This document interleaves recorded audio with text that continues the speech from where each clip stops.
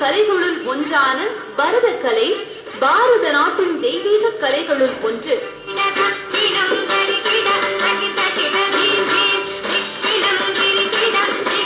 இதற்கு காரணம் சில ஆயிரம் ஆண்டுகளுக்கு முன்னர் இந்திரன் பிரம்மாவிடம் மக்கள் இன்பமடையும் வகையில் ஒரு பொழுதுபோக்கு கலையை உருவாக்குமாறு கூறினாராம்.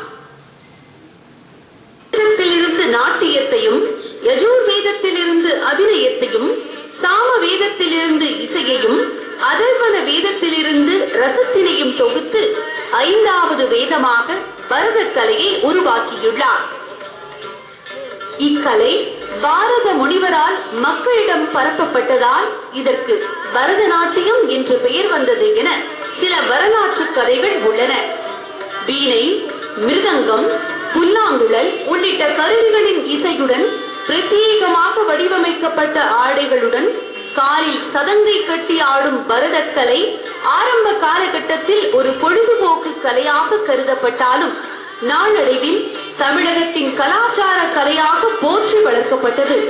இவ்வாறு பல சிறப்புகளை உள்ளடக்கிய பரதநாட்டிய கலையின் புகழ் தற்போது மக்களிடையே மெல்ல மெல்ல குறைந்து வருவதாகவும், இக்கலையை தொடர்ந்து போற்றி வளர்க்க வேண்டியது தமிழக மக்களின் கடமை என்று கூறுகிறார் பரதநாட்டிய நடனக்கலை ஆசிரியர் ரிதீஷ் கிருஷ்ணா. பிரதீஷா பண்ணது பிரியவஸ்ன்றது இன்னும் வர தலைமுறை, இப்ப இருக்கிற குழந்தைங்க இந்த சாதனை இன்னும் முறியடிச்சு 6 hours 12 hours கண்டினியூஷனா டான்ஸ் பண்ணி அவங்க பேர்ல இந்த சாதனை அது நான் ஒரு முட்டுப்புள்ளி தான் வச்சிருக்கேன். நான் இதை சுத்தி ஒரு கோலம் போடுறது குழந்தைங்களால இப்ப பரவாட்டிக்கு இருக்கிற எல்லா குழந்தைங்களுக்கும் எல்லாருக்கும் என்ன இது ஒரு பிரயோஜனமா இருக்கணும்னு நான் கடவுள்கிட்ட வேண்டிக்கிறேன். இந்நிலையில் பரதநாட்டியத்தின் புகழை மக்களிடம் பரப்பும் வகையில் பரதநாட்டியத்தில் புதிதாக சாதனை படைக்கும் நோக்கத்திலும் சென்னை மடிப்பாக்கம் பகுதியைச் சேர்ந்த 13 வயதாகும் சிறுமி பிரீதிஷா தர்ஷினி ஈடுபட்டுள்ளார். இவர் அண்மையில் 3 மணி நேரம் சிறிதும் இடைவெளியும் இல்லாமல் தொடர்ச்சியாக நடனமாடி சாதனை புரிந்துள்ளார். இதற்காக கடந்த 10 வருடங்களாக தொடர் பயிற்சியில் ஈடுபட்டு வந்ததாகவும், இதனால்தான் தன்னால் இந்த சாதனையை படைக்க முடிந்ததாக கூறுகிறார் சாதனை சிறுமி பிரதீக்ஷா தர்ஷினி. எனக்கு 14 இயர்ஸ் ஆகுது. நான் 4 இயர்ஸ் டான்ஸ் கத்துட்டு இருக்கேன். ஃபர்ஸ்ட் என் தண்டாதிபாணி பிள்ளை ஸ்டைல நான் குரு பத்மா கிட்ட கத்துக்கிட்டேன். இப்போ Kalakshetra style Ratheesh Krishna, Sophia Ratheesh Krishna ma'am master கிட்ட கத்துட்டு இருக்கேன். நான் 2009 அரங்கேற்றம் பண்ணேன் நாரதகான சபால. இப்போ நான் ஹொசூர்ல பண்ணது அப்புறம் டெவலப் பண்ணணும்னு சொல்லிட்டு நான் அதை டபுள் ஆக்கி 3 ஹார்ஸ் பண்ணியிருக்கேன்.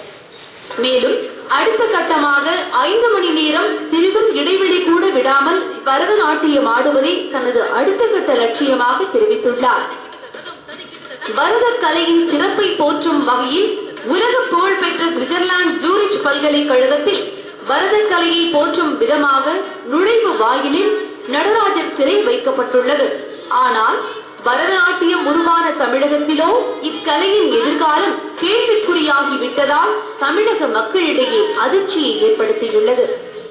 இந்தியாவில் உள்ள 7 வகையான கலாச்சார நடனங்களான பரதநாட்டியம், கதகளி, கதக், குச்சிப்புடி, மோகினியாட்டம், ஒடிசி, மணிப்பூரி ஆகியவற்றில் முதன்மையானதாக கருதக்கூடிய பரதநாட்டியம் தமிழகத்தில் உருவானது. இந்த கலையை போற்றி வளர்ப்பதில் ஒவ்வொரு தமிழனுக்கும் முக்கிய பங்கு உண்டு. மேலும் விடாமுயற்சி விஸ்வரூப வெற்றி என்ற பழமொழிக்கு ஏற்ப பிரதிஷா தர்ஷினி போன்ற மாணவிகளின் சாதனைகளும் இக்கலையின் ஆர்வத்தை மக்களிடையே அதிகரிக்க செய்துள்ளன. காலங்கள் மாறினாலும் கலைகள் மாறாது என்பது மட்டும் ஒரு நிதர்சனமான உண்மையாக உள்ளது. லோட்டஸ் நியூஸ் செய்திகளுக்காக ஒளிப்பதிவாளர் பிரபுவுடன் ராஜா.